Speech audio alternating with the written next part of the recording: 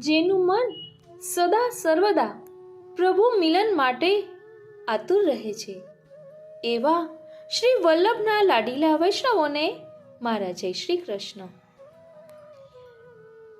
આજે સત્સંગની શરૂઆત કરતા પહેલા મારે આપને થોડાક પ્રશ્નો પૂછવા છે. આપના હૃદયના તારને એ જરૂરથી જણજણાવી દેશે. શું આપે ક્યારે અનુભવ કર્યો છે કે પ્રભુની કોઈ એક વાત હૃદયમાં એવી રીતે વાગી જાય કે પછી તમે તેને ક્યારેય ભૂલી ના શકો? આ કોઈ દુઃખ નથી, પરંતુ મીઠી સુલગન છે. પુષ્ટિ માર્ગમાં વપરાતો હિલક શબ્દ શું માત્ર એક પદનું સ્વરૂપ છે કે પછી ઠાકોરજીના હૃદય સુધી પહોંચવાનો કોઈ ગુપ્ત મંત્ર છે, કોઈ ગુપ્ત ભાવ છે? શા માટે ભક્ત એવું કહે છે કે આ હૈયાની વાત હું બીજા કોઈને કહી શકું તેમ નથી? બાત હિલગ કી કાસો કહીએ. શું વિરહની એ મીઠી અગ્નિ જે હૃદયમાં મીઠી સુલગન પેદા કરે છે, પ્યારા શ્યામ તે સુંદર જ ખરેખર જન્મના પ્રભુ કારણે મિલનનો વૈકુંઠ વગેરે સાચો માર્ગ લોકોથી પણ હોઈ શકે? વ્રજનો મહિમા વધી ગયો અને છે. સૌથી તેથી તો મહત્વનો પ્રશ્ન, સૌંદર્ય શું અને મૃદુલતાના હૃદયનું દેવી પરમાત્મા સાથે લક્ષ્મીજી પોતાનું એક નિવાસ થવું સ્થાન એ વૈકુંઠ એવું લગ્ન થઈ છોડીને શકે અહીં કે જે નિત્ય આલોક નિરંતર અને નિવાસ પરલોકમાં કરવા લાગ્યા છે. ક્યારેય તૂટે વ્રજની નહીં. સેવા કરવા લાગ્યા છે. આપણું બ્રહ્મ સંબંધ પરંતુ થયું છે પ્રિયતમ, એટલે પ્રભુ સાથે જુઓ, આપણા આ અલૌકિક તમારી લગ્ન ગોપીઓ થયા છે. જેમણે તમારા ચરણોમાં જ આ પોતાના પ્રાણ પ્રશ્નો સમર્પિત આપના કરી મનને રાખ્યા પણ છે. આતુર વન કરી વન રહ્યા હોય ને, ભટકતી તમને તો શોધી આજનો આ રહી છે. સત્સંગ ચોક્કસ અમારા આપના માટે પ્રેમપૂર્ણ જ છે. હૃદયના નાથ, તો ચાલો અમે તમારા આ હિલકના વિના દિવ્ય તમારી રહસ્યને વિનામૂલ્યની ઊંડાણમાં દાસીઓ છીએ. સમજીએ શરદ અને આત્મપટલ પર ઉદાશયે ધારણ કરીએ. સાધુ જાત પ્રિય રસિકજનો, સરસી હિલક એટલે શું? જો જોદરા શ્રી એને સરળ રીતે સમજીએ ને તો શરદ હિલક ઋતુના એટલે સરોવરમાં સુંદર રીતે એટલે ખીલેલા કે શ્રેષ્ઠ આપણું હૈયું. કમળના ગર્ભની શોભાને લગ એટલે કે લગ્ની હરી લેતા એટલે નેત્રો હૈયામાં વડે લાગી જવું. તમે અમને પ્રભુને ઘાયલ હૈયે કરી લગાડી ચૂક્યા લઈએ. છો.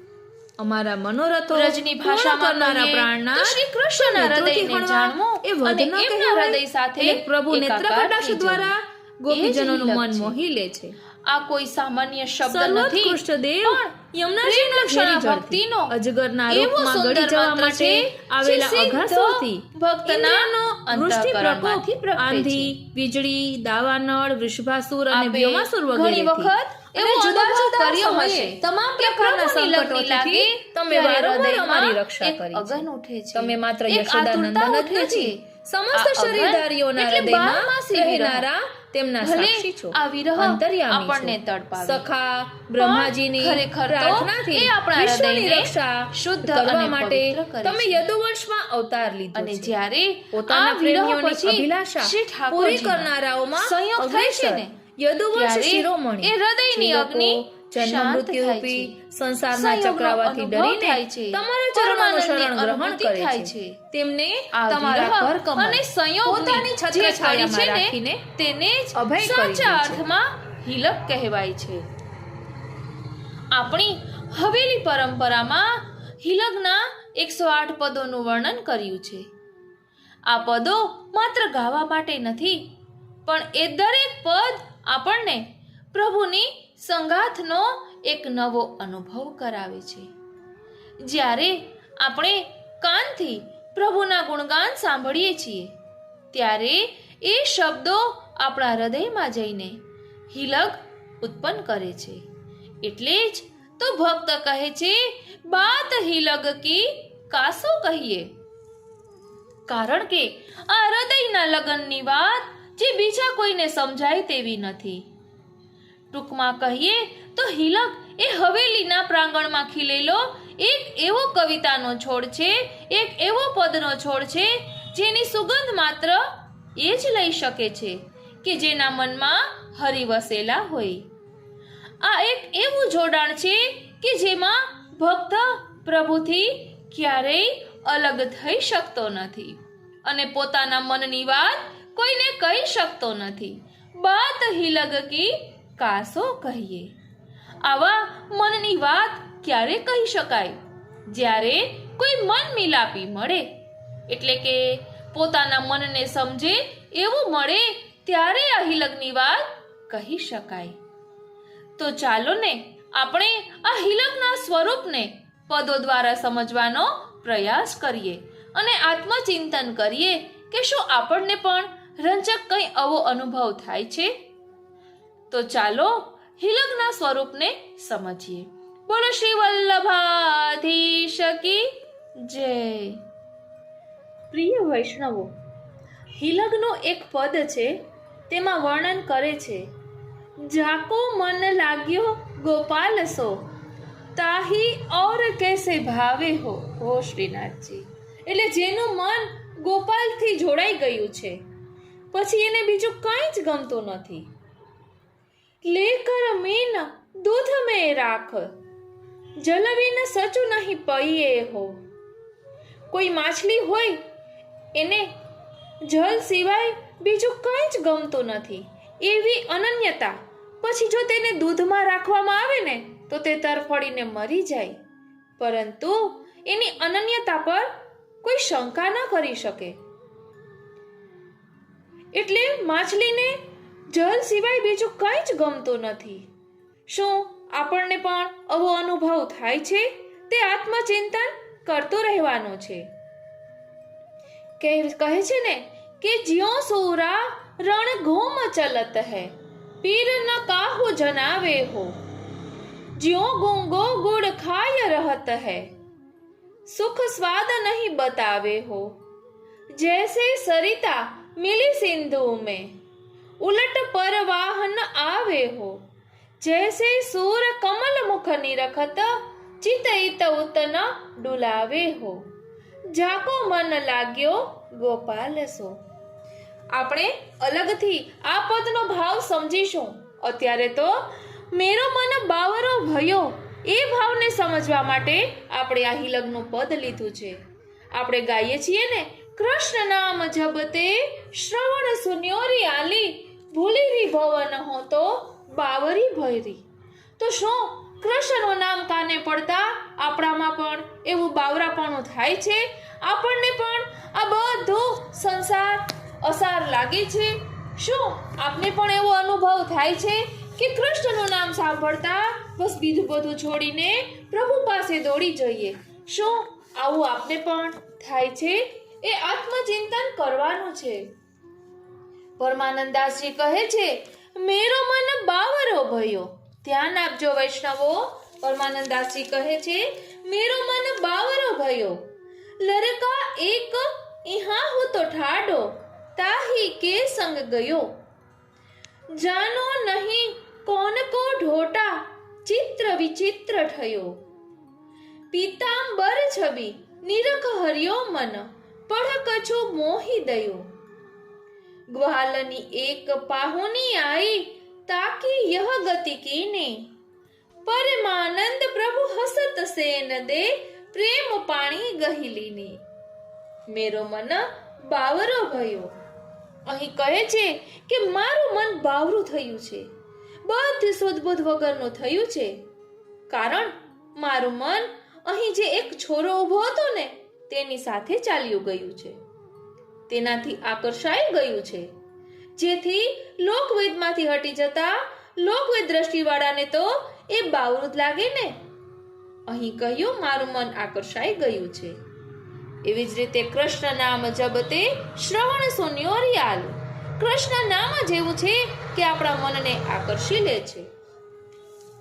આગળ વર્ણન કરતા કહે છે કે એ છોરો કોનો છે તેની એ મને ખબર નથી.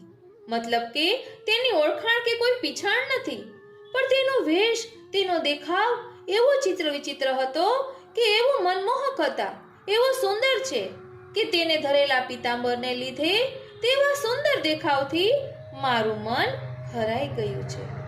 અને વધારામાં તેણે પણ કંઈક કહ્યું.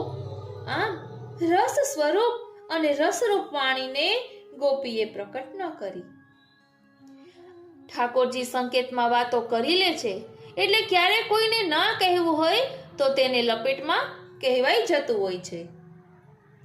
અહીં ગોપી પોતાનો સાનુભાવ થયો છે તે વાત ગુપ્ત રાખવા બીજાનું નામ દઈને કહે છે. આપણે પણ ઘણી વખત એવું કરતા હોઈએ ને કે એક વૈષ્ણવને આવો અનુભવ થયો. અહીં કહે છે કે એક ગ્વાલિની પછી તેમની નજીક સરકી તેવી ગ્વાલિનીની આ દશા છોરાએ કરી અને પરમાનંદ રૂપ પ્રભુ એ મધુર સ્મિત કરીને તેને ઈશારો પણ કર્યો, મૂક વાતો પણ કરી, નેત્રોથી નેત્રો દ્વારા વાતો થઈ ગઈ તથા ગ્વાલિનનો પ્રેમ રૂપ હસ્ત પોતે ગ્રહણ કરી લીધો, અથવા કહો કે પ્રભુએ તેનું પ્રેમપૂર્વક પાણી ગ્રહણ કરી લીધું. લાગે છે કે ગ્વાલિની દેહભાન પણ ભૂલી ગઈ, એટલે કે એક ગ્વાલિની તેમ કહે છે. આપણે આ બોલીએ ને ત્યાં શ્રી યમુનાજીનું પદ પણ યાદ આવે છે. શ્યામ સંગ શ્યામ વહે રહી શ્રી યમુને, સુરત શ્રમ બિંદુ તે સિંધુ સી બહી ચલી, માનો આતુર અલી રહી ન ભવને. એવું જ વર્ણન કૃષ્ણ નામ જપતે શ્રવણ સુન્યોર્યાલી, ભૂલી રી ભવન હો તો બાવરી ભૈરી. તો આવું બાવરાપણું આપણને ગુસાઈજીના સેવકની અમુકીમાં પણ જોવા મળે છે કે ગુસાઈજી પધાર રહ્યા છે એવું સાંભળતા જ એ દોડી છે. ભક્તોના શોકને દૂર કરનારા શ્રી ગુસાઈજી પણ સામે દોડતા પધાર્યા છે. ભક્ત શોકાપહાય નમઃ તેમાં એ વર્ણન છે. હવે આ પદનો વિશેષ ભાવ સમજીએ તો જીવની વ્યસન અવસ્થામાં જે બાવરા જેવો દેખાય છે, એટલે ભક્તિવર્ધિની ગ્રંથમાં તેનું વર્ણન આવે છે ને, ગૃહસ્થાનામ બાધકત્વમ અનાત્મત્વંચ ભાસતે યદા સ્યાત વ્યસનમ. એટલે આ વ્યસન દશાની વાત છે, વ્યસન અવસ્થાની વાત છે.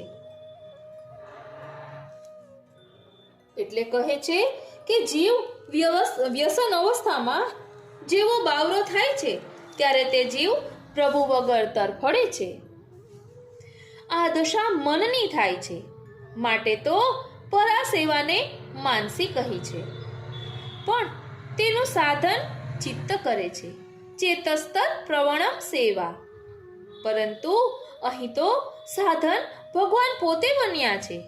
લરકો કહ્યું ને અહીંયા કે લરકા એક હુઆ હતો ઠાડો, એટલે ભગવાન સ્વયં તેવા જીવની સામે આવીને ઊભા થઈ ગયા છે. પછી લોકવેદ કઈ રીતે ઊભા રહી શકે? તેથી તે મન સ્વયં તેમનાથી આકર્ષિત થઈને તેમનો સંગ કરી બેઠું છે. મન વગરનો દેહ બાવરો થાય.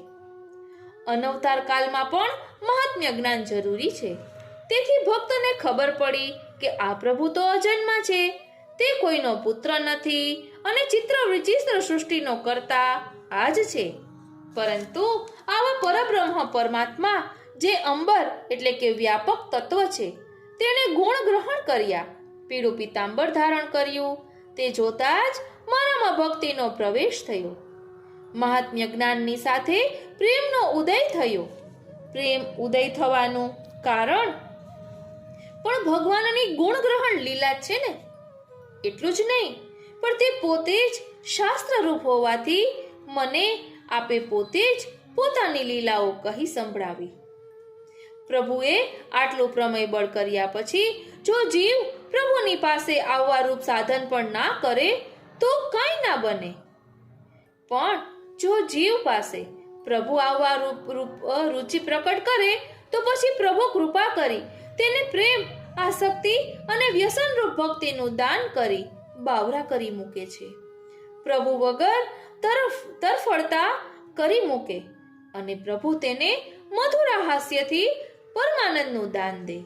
પ્રભુનું હાસ્ય લોભાત્મક છે, જેથી નિરોધ સિદ્ધ કરાવનારું છે, અને તે નિરોધ સિદ્ધ થાય તો પ્રભુ સમર્પણને સ્વીકારે. તેથી પ્રભુએ પ્રેમપૂર્વક સમર્પણ સ્વીકાર્યું.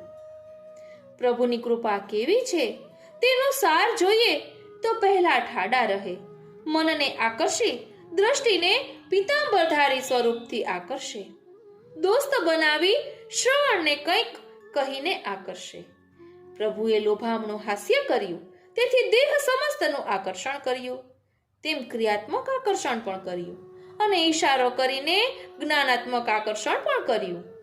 પાણી ગ્રહણ કરીને હૃદયને આકર્ષિત કર્યું. લોભાવવા માટે પ્રભુએ જાત જાતના વેશ નાટક કર્યા. આવા આકર્ષણને કારણે જીવની લોકવેદમાંથી બુદ્ધિ ચાલી ગઈ અને તે બુદ્ધિ માત્ર પ્રભુ સાથે જોડાતા તેનો વ્યવહાર બાવરા જેવો થયો. કેમ કે આ બધું કર્યા પછી પ્રભુએ વિપ્રયોગનું દાન કર્યું અને તે પહેલા સામે ઠાડા થયા, એટલે સાક્ષાત દર્શન દઈને સંયોગ રસનું દાન કર્યું.